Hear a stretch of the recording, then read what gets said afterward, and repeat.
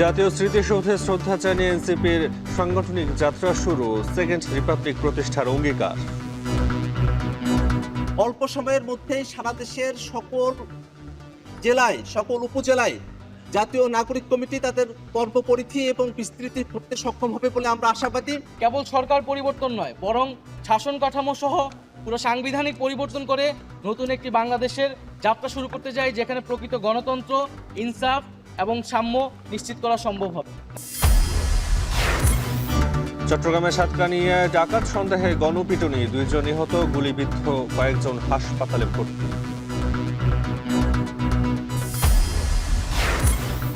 ইউক্রেনকে সামরিক সহায়তা বন্ধ করল যুক্তরাষ্ট্র, ট্রাম্প জেলেনস্কি বাক বিতণ্ডার চেয়ে।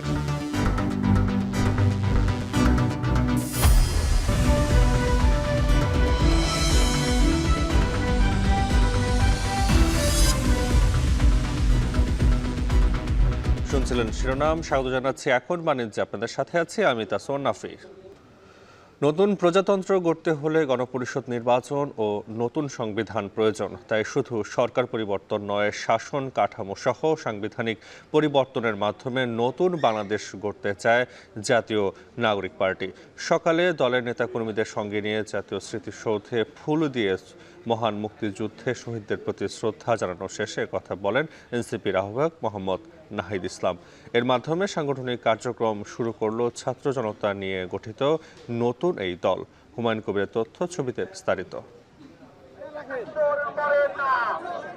জাতীয় স্মৃতিসৌধে ফুল দিয়ে মহান মুক্তিযুদ্ধে শহীদদের প্রতি শ্রদ্ধা জানানোর মধ্য দিয়ে সাংগঠনিক কার্যক্রম শুরু করল জুলাই গণঅভ্যুত্থানের নেতৃত্ব দেয়া ছাত্র জনতাকে নিয়ে গঠিত নতুন রাজনৈতিক দল জাতীয় নাগরিক পার্টি। এ সময় দলের আহ্বায়ক নাহিদ ইসলাম বলেন, নতুন প্রজাতন্ত্র গড়তে হলে গণপরিষদ নির্বাচন ও নতুন সংবিধান প্রয়োজন। তাই শুধু সরকার পরিবর্তন নয়, শাসন কাঠামো সহ সাংবিধানিক পরিবর্তনের মাধ্যমে নতুন বাংলাদেশ গড়তে চায় তাদের দল। কেবল সরকার পরিবর্তন নয়, বরং শাসন কাঠামো সহ পুরো সাংবিধানিক পরিবর্তন করে নতুন একটি বাংলাদেশের যাত্রা শুরু করতে চাই, যেখানে প্রকৃত গণতন্ত্র, ইনসাফ এবং সাম্য নিশ্চিত করা সম্ভব হবে। নির্বাচন যাতে দীর্ঘায়িত না হয় সেজন্য পুরনো শাসন কাঠামো পরিবর্তনের কথাও বলেন তিনি। পাশাপাশি জুলাই গণহত্যার বিচারের মাধ্যমে আওয়ামী লীগের ফয়সালা দেশের মাটিতে হবে বলে জানান নাহিদ ইসলাম। যে গণহত্যার বিচার দ্রুত সময়ের মধ্যে কার্যকর দেখতে চাই এবং বিচারিক প্রক্রিয়ার মাধ্যমে আওয়ামী লীগের রাজনৈতিক ফয়সালা এই বাংলার মাটিতে করতে হবে। এ সময় রাষ্ট্র গঠনে দেশের মানুষের সমর্থন প্রত্যাশা করেন এনসিপির সদস্য সচিব আক্তার হোসেন। সারা দেশ থেকে অনেক মানুষ আমাদের সঙ্গে যুক্ত হতে চাচ্ছেন। অল্প সময়ের মধ্যেই সারা দেশের সকল জেলায়, সকল উপজেলায় জাতীয় নাগরিক কমিটি তাদের কর্মপরিধি এবং বিস্তৃতি করতে সক্ষম হবে বলে আমরা আশাবাদী। এর আগে ভোর থেকে কর্মসূচিতে অংশ নিতে স্মৃতিসৌধে জড়ো হতে শুরু করেন দলের নেতাকর্মীরা। সাভারে দিনের প্রথম কর্মসূচি শেষে রাজধানীর রায়ের বাজারে ছাত্র জনতার অভ্যুত্থানে শহীদদের কবর জিয়ারতের উদ্দেশ্যে যান এনসিপির নেতারা। এখন সাভার।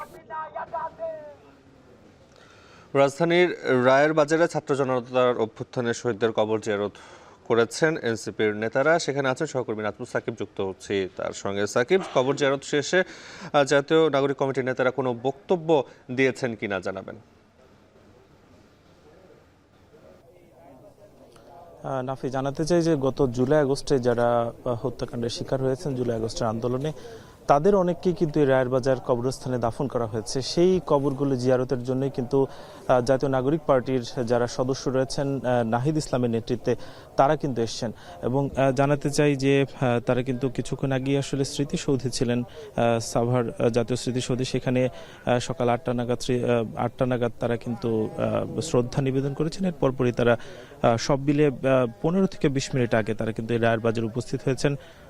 সবগুলো কবর তারা ঘুরে ঘুরে দেখেছেন এবং খোঁজ খবর নিয়েছেন যে আসলে এখানে সেই যে জুলাই এবং আগস্টের যে হত্যাকাণ্ড হলো, কিভাবে তাদেরকে দাফন করা হয়েছে, কিভাবে বাধা দেওয়া হয়েছে এবং দাফনের ক্ষেত্রে আইনশৃঙ্খলা বাহিনীর যেই বিধিনিষেধ ছিল সেগুলো কিন্তু এখানে যারা স্থানীয় রয়েছেন তারা কিন্তু জানাচ্ছিলেন এবং নাহিদ ইসলাম সেগুলো শুনছিলেন।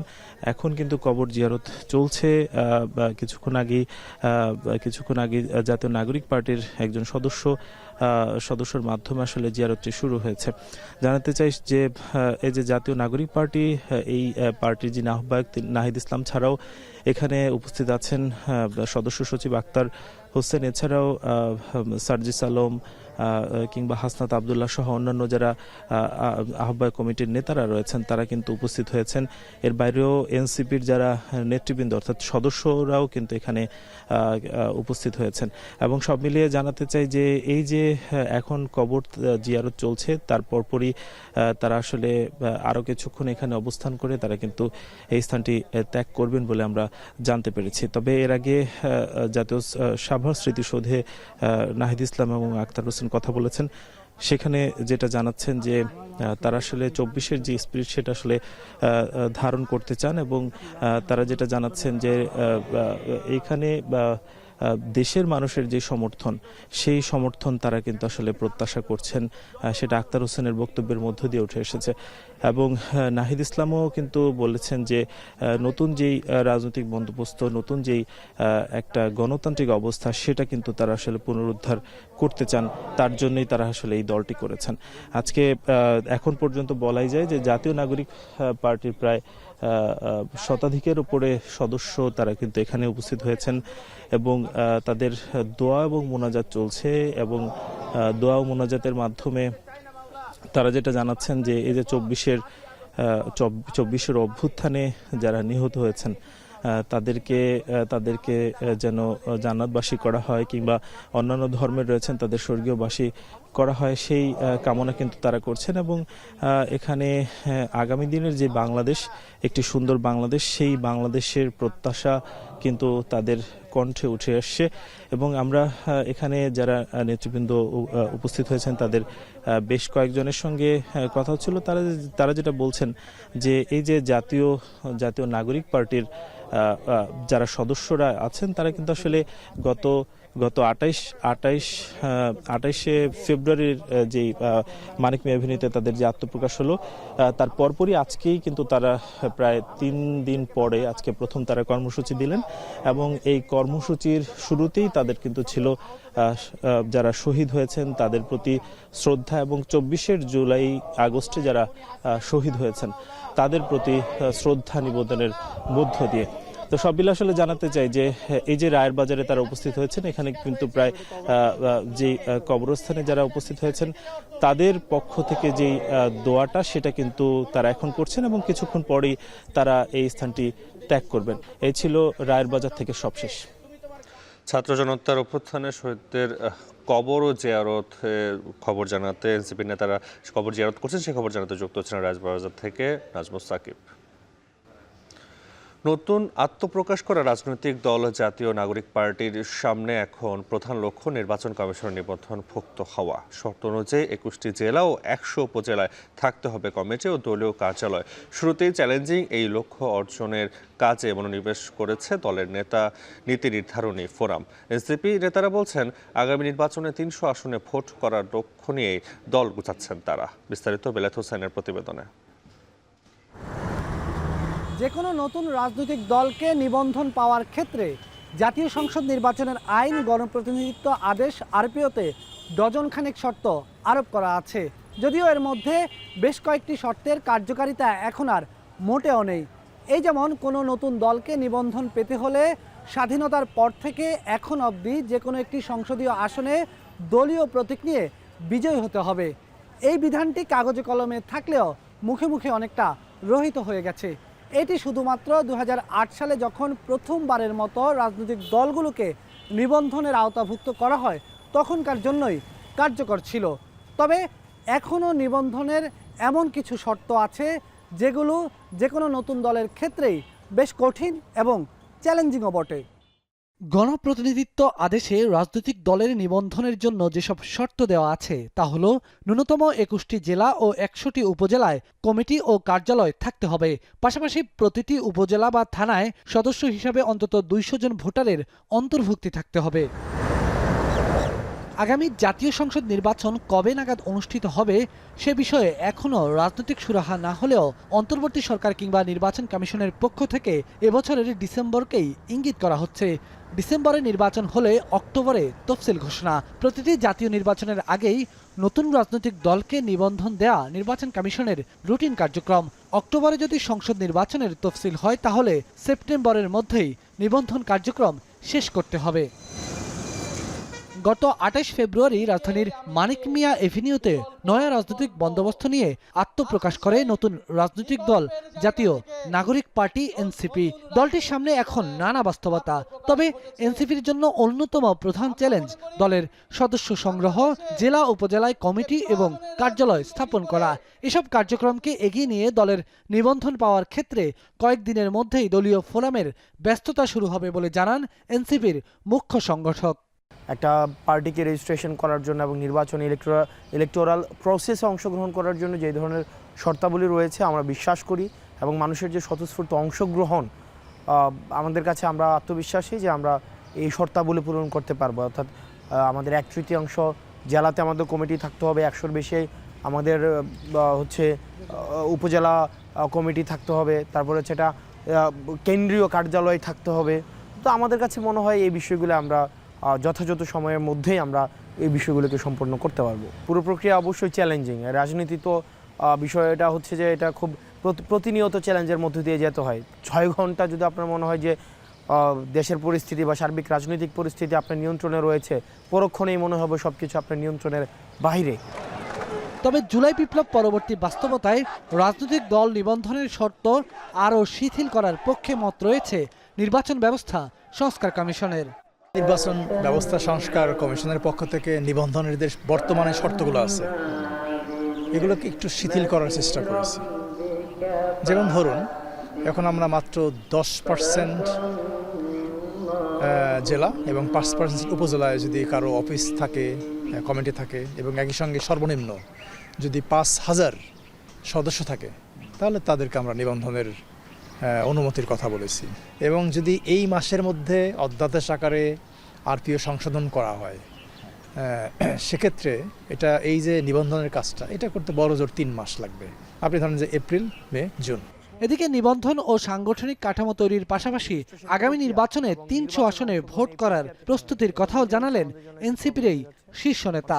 আমরা তো 300 আসনেই আমাদের যেহেতু আমরা রাজনীতিতে এসেছি এবং একটা গণ-অভ্যুত্থান পরবর্তী রাজনৈতিক দল এবং সবচেয়ে বেশি জনসমর্থিত এবং তরুণদের যে একটি আকাঙ্ক্ষা রয়েছে, আগ্রহ রয়েছে, এটা আমাদের দায়িত্ব সম্পর্কে আমাদেরকে সচেতন করে দেয়। তো সেই জায়গা থেকে আমরা আশা করছি এবং এটি আমাদের লক্ষ্য যে 300 আসনকে টার্গেট করেই হচ্ছে আমাদের রাজনৈতিক কর্মসূচি বলে পরিচালিত হবে। জাতীয় নাগরিক পার্টি কোনো জোটে যাবে নাকি তাদের নেতৃত্বেই নতুন জোট হবে সেটি দলীয় ফোরামে আলোচনা করে চূড়ান্ত করা হবে বলেও জানান তিনি। নেতা নির্বাচন এটি যেন স্বচ্ছতার ভিত্তিতে হয়। বেলায়েত হোসেন, এখন, ঢাকা। চট্টগ্রামের সাতকানিয়ায় ডাকাত সন্দেহে গণপিটুনিতে 2 জন নিহত হয়েছেন। সোমবার রাতে উপজেলার এউচিয়া ইউনিয়নের চনখোলা গ্রামে এই ঘটনা ঘটে। স্থানীয়দের দাবি, তারাবির নামাজের সময় 10 থেকে 12টি সিএনজি চালিত অটোরিকশা নিয়ে 20 থেকে 30 জন গ্রামে হানা দেয়। এ সময় তাদের উপস্থিতি টের পেয়ে স্থানীয় মসজিদ থেকে মাইকে ডাকাত আসার ঘোষণা দেওয়া হয়। পরে স্থানীয়রা জড়ো হয়ে 2 জনকে ধরে গণপিটুনি দেয়। অন্যরা স্থানীয়দের লক্ষ্য করে গুলি করে পালিয়ে যায়। এ সময় গ্রামের 5 বাসিন্দা গুলিবিদ্ধ হয়। আহতরা নগরের পার্কভিউ হাসপাতালে চিকিৎসাধীন। ঘটনার পর পুলিশের ঊর্ধ্বতন কর্মকর্তারা ঘটনাস্থল পরিদর্শন করেছেন। তবে অনেকের দাবি আধিপত্য বিস্তার নিয়ে এই ঘটনা ঘটেছে, কিন্তু এ ব্যাপারে এখন পর্যন্ত পুলিশ নিশ্চিতভাবে কিছু জানাতে পারেনি। 12টা সিঙ্গি নিয়ে আসছে ওনারা, সবার মুখোশ পরা, হাতে অস্ত্র। মসজিদের মাইকে বলতেছে তারাবি মাঝামাঝি প্রায় শেষের মধ্যে বলাতে ওই মাইকে সবাই বলতেছে ডাকাত ঢুকছে, সব সম্পূর্ণ মাইকে বলে দিয়েছে। তারপর সবাই সতর্কভাবে হয়ে গেছে। তারপর ওরা বাঁচার জন্য যেভাবে পারছে এলোপাতাড়ি গুলি করে এখান থেকে পালিয়ে যায়। তুচ্ছ ঘটনাকে কেন্দ্র করে পুরান ঢাকার ধোলাইখাল এলাকায় জগন্নাথ বিশ্ববিদ্যালয়ের শিক্ষার্থীদের সাথে স্থানীয়দের সংঘর্ষে অন্তত 4 শিক্ষার্থী আহত হয়েছে। এ ঘটনায় রাতভর বিক্ষোভ করেছে শিক্ষার্থীরা। বিক্ষোভকারী শিক্ষার্থীরা জানায়, ধোলাইখাল এলাকায় নির্মাণাধীন ঢালাই রাস্তার উপর ভুলক্রমে পা দেয়ায় বিশ্ববিদ্যালয়ের শিক্ষার্থী সম্রাটকে ধাক্কা দেন এলাকাবাসী। পরে দুই পক্ষের কথা কাটাকাটির জেরে শিক্ষার্থীকে মারধর করেন স্থানীয়রা। পরে আশপাশে থেকে থাকা শিক্ষার্থীরা বাধা দিতে গেলে তারাও মারধরের শিকার হন। এই ঘটনা জানতে পেরে বিশ্ববিদ্যালয়ের শিক্ষার্থীরা একত্রিত হয়ে ক্লাব ঘর ভাঙচুর সহ বিক্ষোভ করেন এলাকায়। পরে ঘটনাস্থলে এসে পরিস্থিতি নিয়ন্ত্রণে নেয় পুলিশ।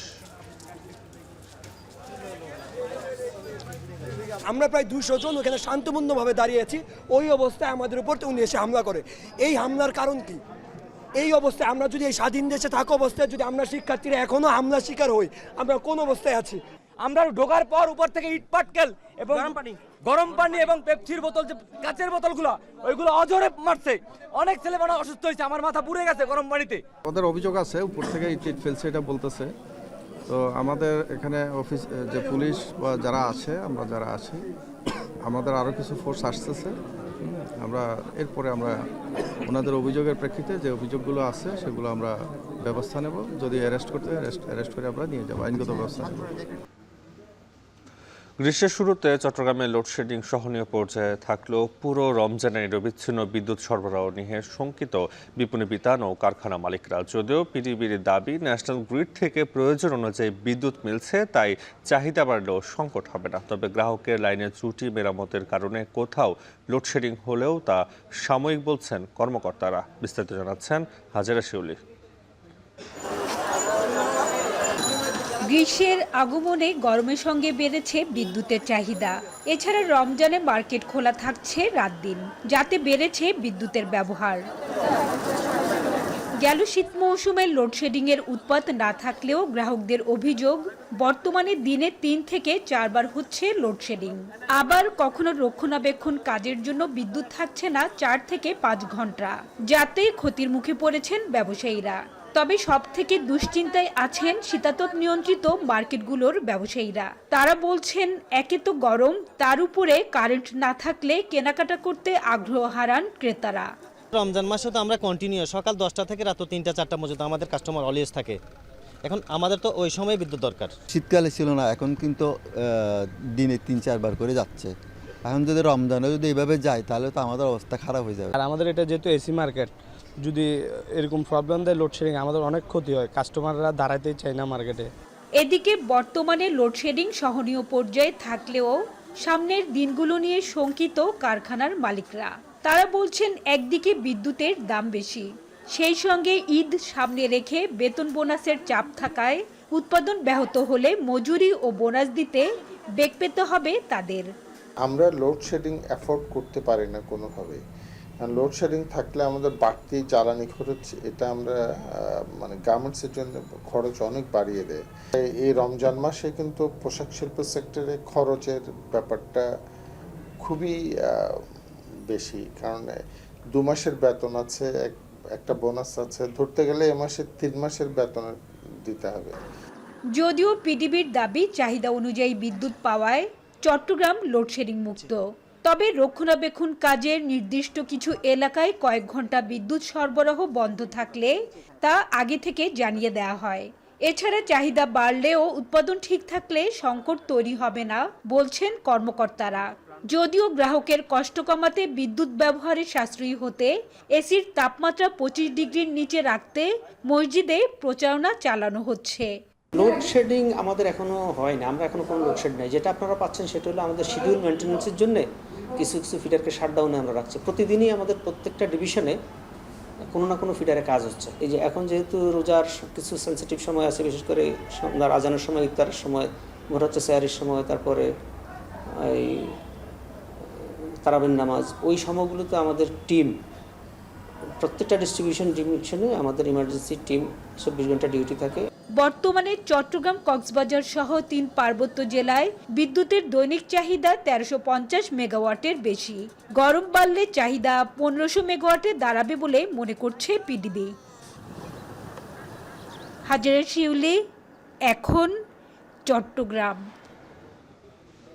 এখন বাণিজ্য নিচ্ছে বিরতি, ফিরছে কিছুক্ষণ পর।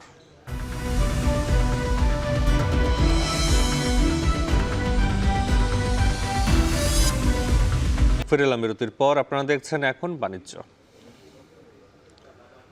ব্রাহ্মণবাড়িয়ায় বোতলজাত সয়াবিন তেলের সংকটে বেড়েছে দাম, ফলে বিপাকে পড়েছেন ক্রেতারা। এ নিয়ে আরও জানাতে শহরের আনন্দবাজার থেকে যুক্ত হচ্ছেন আজিজুল সঞ্চয়। সঞ্চয়, বাজারে বোতলজাত তেলের সংকটের কারণ হিসেবে কি বলছেন ব্যবসায়ীরা, দরদাম নিয়ে জানাবেন। নাফি, রমজান শুরুর আগ থেকে এই ব্রাহ্মণবাড়িয়ার প্রায় সবকটি বাজারে বোতলজাত সয়াবিন তেলের তীব্র সংকট তৈরি হয়েছে এবং এই সংকটের কারণ দেখিয়ে কিন্তু বোতলজাতের সয়াবিন তেলের যে দাম, সেই দামের চাইতে বেশি পরিমাণ রাখা হচ্ছে ক্রেতাদের কাছ থেকে। আমি যে তথ্যটি পেয়েছি যে এমনিতে স্বাভাবিকভাবে 5 লিটারের যেই বোতলজাত সয়াবিন তেলটি আছে সেটির প্রতি বোতল কিন্তু বিক্রি হয় এমনিতে যেই সর্বোচ্চ খুচরা মূল্য 852 টাকা, সেটি কিন্তু এখন এই সংকটের কারণ দেখিয়ে তিনি 970 থেকে প্রায় 1000 টাকা পর্যন্ত বিক্রি হচ্ছে। এবং আমরা এই অভিযোগটি কিন্তু আসলে ক্রেতাদের কাছ থেকে পেয়েছি। আমরা এই অভিযোগটি সম্পর্কে আমরা জানতে চেয়েছিলাম যারা আসলে খুচরা ব্যবসায়ী আছেন তাদের সঙ্গে। তারা যেটি বলছেন যে মূলত তারা আসলে যেসব ডিস্ট্রিবিউটরদের কাছ থেকে তারা তেল সংগ্রহ করেন, মূলত সংকটের কারণ দেখে ডিস্ট্রিবিউটররা তাদেরকে তেল দিচ্ছেন না, যার ফলে তাদের 852 টাকা 5 লিটার বোতলের সর্বোচ্চ খুচরা মূল্য হলেও তারা কিন্তু 930 থেকে 40 টাকা দরে সেই তেলটি তারা কিনছেন। ফলে স্বাভাবিকভাবেই তারা কিছুটা বাড়তি দরে তারা তেল বিক্রি করছেন। নাফি, আরেকটা তথ্য আপনাকে দিয়ে রাখি, এই যে তেল কিন্তু আসলে ক্রেতারা চাইলে কিন্তু তেল নিতে পারছেন না। এখানে সেক্ষেত্রে দোকান থেকে কিন্তু অন্যান্য কিছু সদাই কিনতে হচ্ছে। অন্যান্য সদাই কেনার পরে তাদেরকে আসলে একটি করে বোতল তেল তারা কিনতে পারছেন। মূলত এই তেল বিক্রির জন্য তারা আসলে অন্যান্য যে পণ্যগুলো কিন্তু তাদের বিক্রি করতে হচ্ছে। এক্ষেত্রে আসলে ব্যবসায়ীরা আমাদের কাছে যে যুক্তিটি দিয়েছেন, তারা আসলে মূলত যেসব ডিস্ট্রিবিউটরদের কাছ থেকে তারা তেল সংগ্রহ করে থাকেন, সেসব ডিস্ট্রিবিউটররা তাদের কাছে যে কোম্পানির তেল তাদেরকে দিয়ে থাকে, সেই কোম্পানির অন্যান্য কিছু পণ্য কিন্তু তাদেরকে বাধ্য হয়েই কিন্তু তাদেরকে ডিস্ট্রিবিউটরের কাছ থেকে সেই পণ্যগুলো নিতে হচ্ছে এবং সেজন্য তারাও কিন্তু আসলে এক পর্যায়ে বাধ্য হয়ে এই খুচরা পর্যায়ে তারা ক্রেতাদের কাছে তেল বিক্রির সঙ্গে তারা অন্যান্য কিছু পণ্যও কিন্তু তাদের কাছে বিক্রি করছে। তবে আসলে এই সংকটটি নিয়ে আসলে আমরা কথা বলেছিলাম যারা ডিস্ট্রিবিউটর আছেন তাদের সঙ্গে।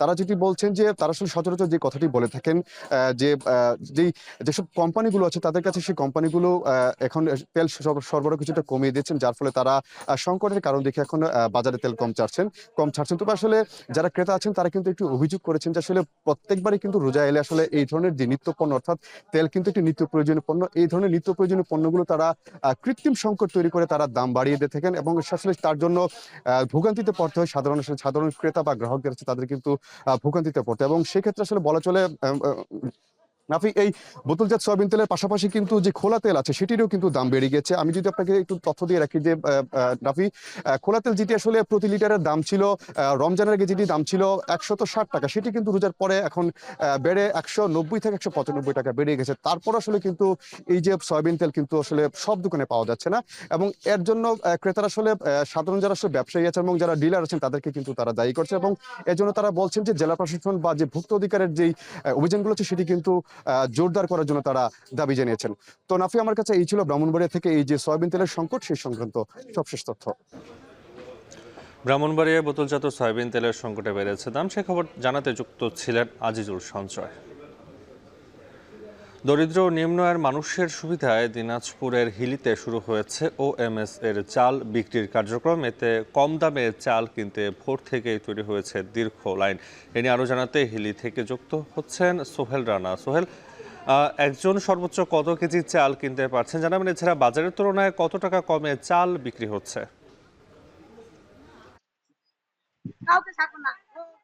শুরুতে একটু বলি যে বাজারে এখন কিন্তু সর্বনিম্ন চালটি কিনতে গেলে একজন ক্রেতাকে 55 থেকে 60 টাকা গুনতে হবে। সেই জায়গাতে OMS এর যে চালটি বিক্রি হচ্ছে খোলা বাজারে, সেখানে মাত্র 30 টাকা কেজি দরে চাল কিনতে পারছেন যারা নিম্ন আয়ের মানুষ রয়েছেন। তারা মূলত 5 কেজি চাল তারা কিনতে পারছেন, অর্থাৎ প্রতিজন ব্যক্তি 5 কেজি চাল কিনতে পারবেন 30 টাকা কেজি দরে, অর্থাৎ 150 টাকা দিয়ে তারা 5 কেজি চাল কিনতে পারবেন। এই চালটি যদি তারা বাজারে কিনতে চান সেক্ষেত্রে প্রায় 250 থেকে 300 টাকা তাদেরকে গুনতে হবে। সেক্ষেত্রে প্রায় 150 টাকার মতো সাশ্রয় হচ্ছে এখান থেকে চাল কিনবার কারণে, যার কারণে এখানে চাল কিনতে আমরা দেখেছি। একটা দীর্ঘ লাইন, অর্থাৎ ভোরবেলা থেকে দীর্ঘ লাইনে কিন্তু দাঁড়িয়ে চাল কিনছেন এখানকার যারা নিম্ন আয়ের মানুষ রয়েছেন তারা।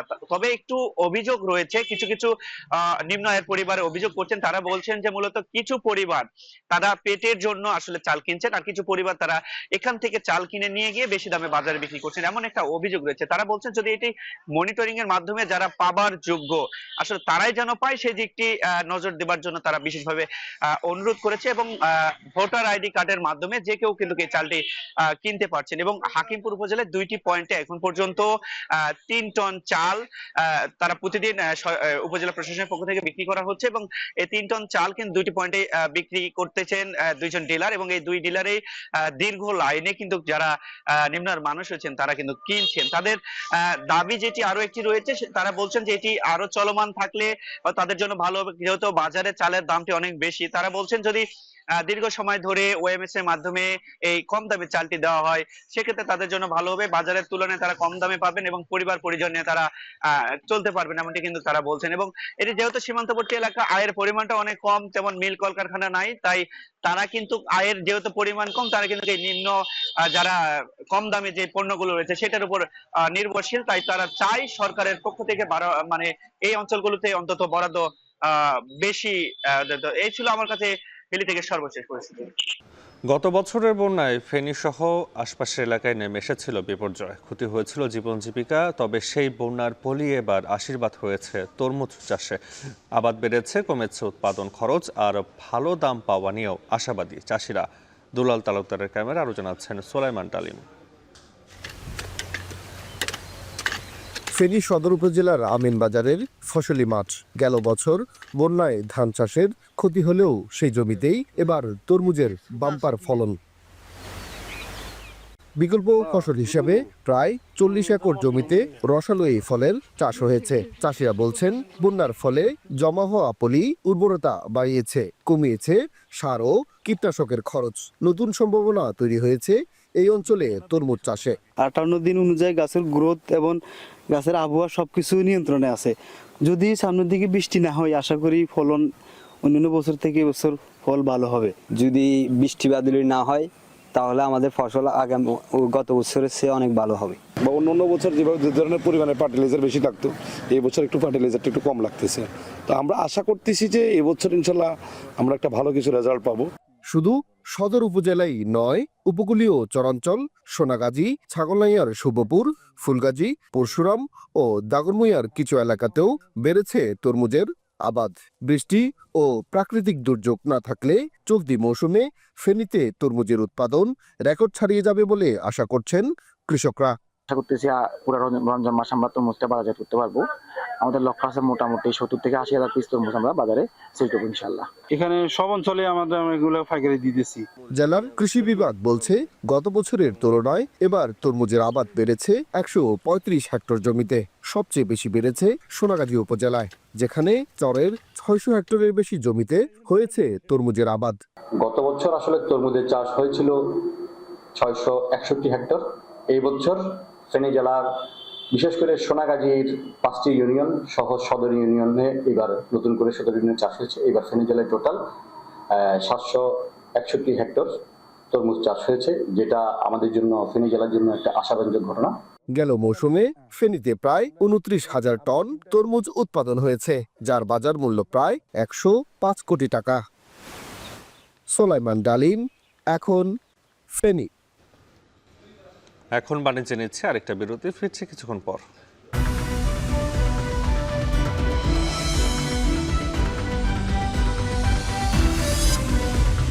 এবার আন্তর্জাতিক সংবাদ। ইউক্রেনকে সব ধরনের সামরিক সহযোগিতা দেওয়া বন্ধ করে দিয়েছেন যুক্তরাষ্ট্রের প্রেসিডেন্ট ডোনাল্ড ট্রাম্প। হোয়াইট হাউসে ইউক্রেনের প্রেসিডেন্ট ভলোদিমির জেলেনস্কির সঙ্গে বাকবিতণ্ডার 3 দিন পর এই সিদ্ধান্ত নিলেন তিনি। এই অবস্থায় ইউক্রেনীয় জনগণের জন্য ওয়াশিংটনের সমর্থন আগের চেয়েও বেশি গুরুত্বপূর্ণ বলে উল্লেখ করলেন জেলেনস্কি। তৌহিদুর রহমান জানাচ্ছেন বিস্তারিত। $350 billion. We gave you military equipment, and you men are brave. শুক্রবার ওভাল অফিসে ট্রাম্প জেলেনস্কির উত্তপ্ত বাকযুদ্ধে ভেস্তে যায় যুক্তরাষ্ট্র ইউক্রেনের মধ্যে দুর্লভ খনিজ চুক্তি। সেই থেকে মিত্র কিয়েভ ওয়াশিংটনের উত্তেজনা চরমে। এতে 3 বছরের বেশি সময় ধরে চলমান রাশিয়া ইউক্রেন যুদ্ধ বন্ধের সম্ভাবনা এখন শঙ্কায় রূপ নিয়েছে। এমন উদ্বেগজনক পরিস্থিতির মধ্যেই ইউক্রেনকে সব ধরনের সামরিক সহায়তা বন্ধের ঘোষণা দিলেন মার্কিন প্রেসিডেন্ট। শান্তির জন্য জেলেনস্কি যতক্ষণ না সদিচ্ছা দেখাচ্ছেন, ট্রাম্প ততক্ষণ পর্যন্ত ইউক্রেনের জন্য এই সহযোগিতা বন্ধ রাখার নির্দেশ দিয়েছে বলে জানিয়েছে হোয়াইট হাউস। সাময়িক এই সহায়তা স্থগিতের আওতায় পড়েছে ইউক্রেনের পথে থাকা এবং ইউক্রেনে প্রবেশের অপেক্ষায় পোল্যান্ডে রয়েছে এমন সব যুদ্ধরসদও। এই অবস্থায় হোয়াইট হাউসে প্রকাশ্যে ট্রাম্পের সঙ্গে বিতর্কের 3 দিন পর ইউক্রেনের প্রেসিডেন্ট উল্লেখ করেছেন, তার দেশের জনগণের জন্য ওয়াশিংটনের সমর্থন আগের চেয়েও বেশি গুরুত্বপূর্ণ। এমনকি যুদ্ধ অবসানের মধ্য দিয়ে আসল শান্তি প্রতিষ্ঠায় ইউক্রেনের নিরাপত্তা গ্যারান্টির বিকল্প নেই বলেও পুনর্ব্যক্ত করেন তিনি। রাশিয়ার হাত থেকে ইউক্রেনকে স্থায়ীভাবে রক্ষায় সম্ভাব্য সব পরিস্থিতির মধ্য দিয়ে কূটনৈতিক প্রচেষ্টা ও অন্যান্য গুরুত্বপূর্ণ কাজ এগিয়ে নেওয়া হচ্ছে বলেও দাবি করেন ইউক্রেনের প্রেসিডেন্ট। Спеціальні питання нашої державної стійкості. Всі можливі сценарії ми пропрацьовуємо. Пропрацьовуємо так, щоб захистити Україну. Базовий сценарій – зберігати позиції та забезпечити умови. এদিকে রোববার লন্ডনে হওয়া ইউরোপীয় নেতাদের জরুরি সম্মেলনের সিদ্ধান্ত থেকে জানা যায়, ইউক্রেন যুদ্ধবন্ধে 4 দফা শান্তি পরিকল্পনা প্রস্তুত করেছে ইউরোপ। আর যুক্তরাষ্ট্রকে সঙ্গে নিয়ে এই সংকট সমাধান করতে চান বলে জানান ইউরোপীয় নেতারা। তৌহিদুর রহমান, এখন বিশ্ব। চলছে সিয়াম সাধনার মাস। সৃষ্টিকর্তার প্রতি নিজেকে নিবেদন আর ইবাদত বন্দেগীর চর্চা অভিন্ন কোটিমাল মুসলিমের। তবে পবিত্র রমজান মাস উপলক্ষে দেশে দেশে উৎসবের হাওয়া বইছে ভিন্ন আঙ্গিকে। বিস্তারিত জানাচ্ছে নুসরাত কামাল।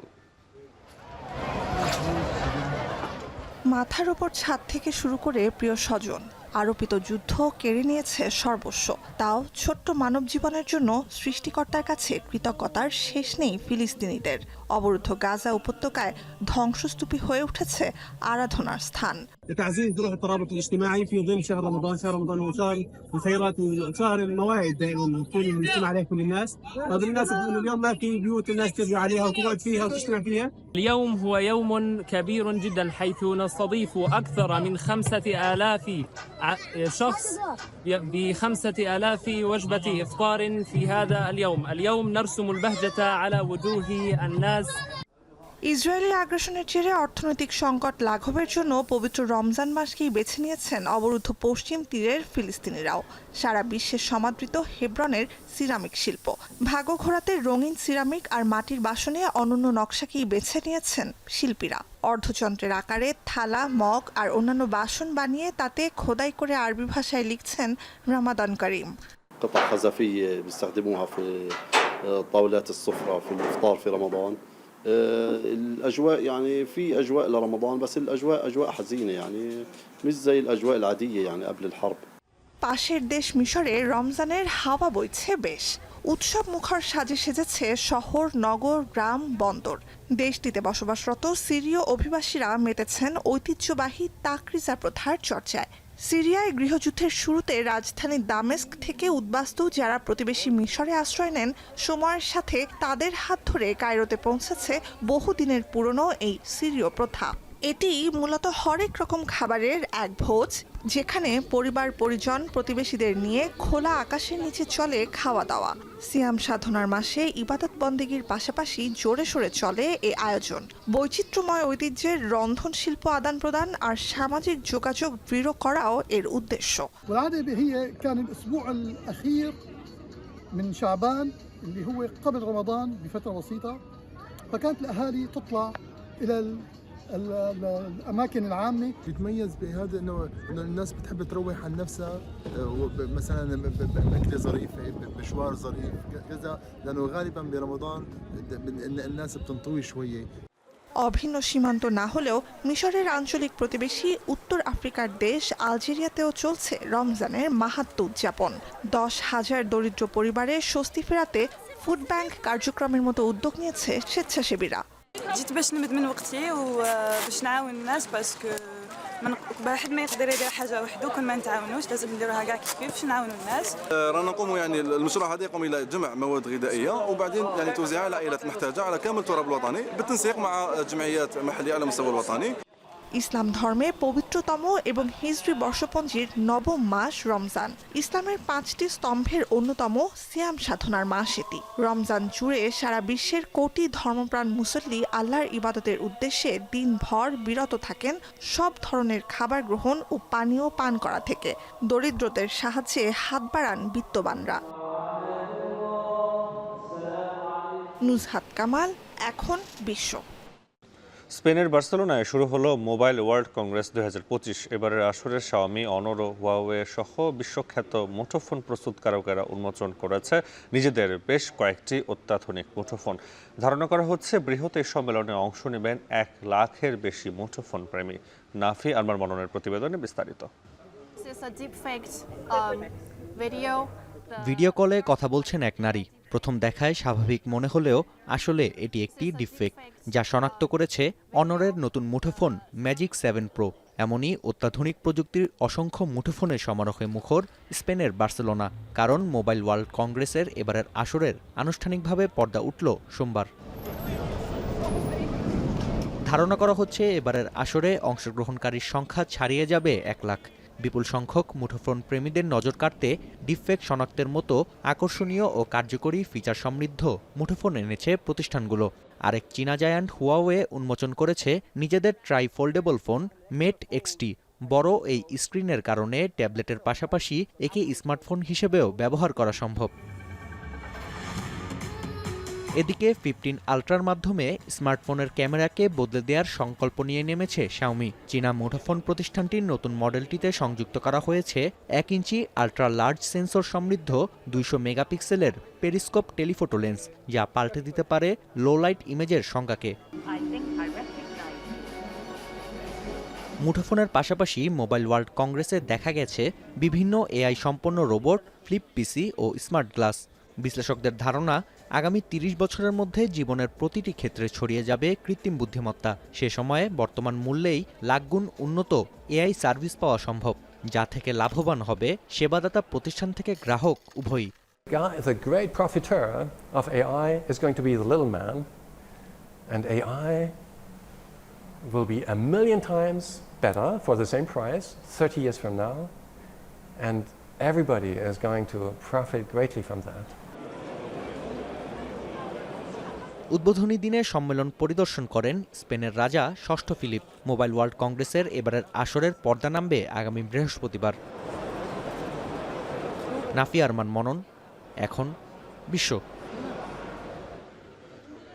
এখন বাণিজ্য শেষ করার আগে শিরোনামগুলো আরও একবার। জাতীয় স্মৃতিসৌধে শ্রদ্ধা জানিয়ে এনসিপির সাংগঠনিক যাত্রা শুরু, সেকেন্ড রিপাবলিক প্রতিষ্ঠার অঙ্গীকার। অল্প সময়ের মধ্যে সারা দেশের সকল জেলায়, সকল উপজেলায় জাতীয় নাগরিক কমিটি তাদের কর্মপরিধি এবং বিস্তৃতি করতে সক্ষম হবে বলে আমরা আশাবাদী। কেবল সরকার পরিবর্তন নয়, বরং শাসন কাঠামো সহ পুরো সাংবিধানিক পরিবর্তন করে নতুন একটি বাংলাদেশের যাত্রা শুরু করতে চাই, যেখানে প্রকৃত গণতন্ত্র, ইনসাফ এবং সাম্য নিশ্চিত করা সম্ভব হবে। চট্টগ্রামের সাতকানিয়ায় ডাকাত সন্দেহে গণপিটুনি, 2 জন নিহত, গুলিবিদ্ধ কয়েকজন হাসপাতালে ভর্তি।